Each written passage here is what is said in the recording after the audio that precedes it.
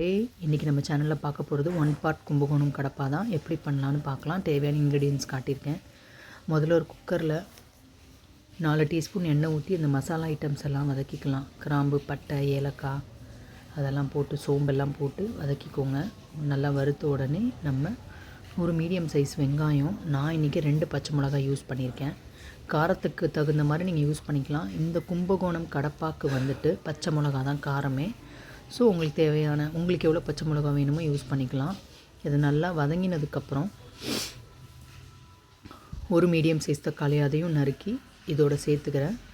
இந்த கும்பகோணம் கடப்பாக்கு வந்துட்டு வெஜிடபிள்ஸ் நம்ம சாய்ஸ் தான். நான் இன்றைக்கி வந்துட்டு ஒரு உருளைக்கிழங்கு, ஒரு கேரட் எடுத்து நான் பண்ணியிருக்கேன். இதில் இன்னொரு விஷயம் பார்த்திங்கன்னா, அரைச்சி விட்றதுக்கு வந்து தேங்காய், பொட்டுக்கடலை, 4-5 முந்திரி அதை அரைச்சி விடணும். அந்த அரைக்கிற வீடியோ பின்னாடி அட்டாச் பண்ணியிருக்கிறதுனால இதில் வந்துட்டு உங்களுக்கு தெரியாது. ஸோ இப்போ என்ன பண்ணுறீங்கன்னா, இந்த காய்கறியெல்லாம் ஒரு பக்கம் வதக்கிட்டு உப்பெல்லாம் போட்டே பண்ணிடலாம். உப்பும் போட்டுடலாம்.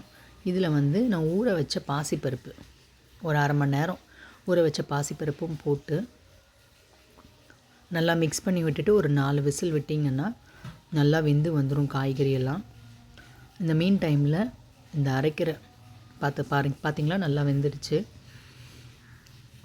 இப்போது இதுக்கு நம்ம என்னென்ன அரைக்கிறோங்கிறத நான் பின்னாடி இப்போ இந்த வீடியோவில் சொல்கிறேன், நீங்கள் பார்த்துக்கோங்க. இது ரொம்ப யூஸ்ஃபுல்லாக இருக்கும். அரைச்சி ஊற்றிட்டேன். பட் அரைச்சது என்னென்னு பார்த்திங்கன்னா, ஒரு கப்பு தேங்காய், ஒரு 4 டேபிள் ஸ்பூன் வந்து பொட்டுக்கடலை, 4-5 முந்திரி அதை அரைச்சி தான் அதில் ஊற்றிருக்கேன்.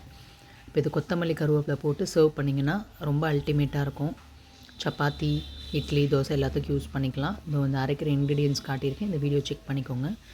அதே மாதிரியே இஞ்சி பூண்டு பேஸ்ட் ஆட் பண்ண மறந்ததுனால நான் என்ன பண்ணேன்னு பார்த்தீங்கன்னா, கடைசியாக கொஞ்சம் எண்ணெய் விட்டு அதில் 1 டீஸ்பூன் இஞ்சி பூண்டு பேஸ்ட்டு போட்டு வதக்கி அதில் போட்டு சர்வ் பண்ணிட்டேன்.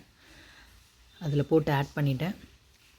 இது வந்து இட்லி, தோசைக்கு வச்சு சர்வ் பண்ணலாம். சுவையான கும்பகோணம் கடப்பா ரெடி.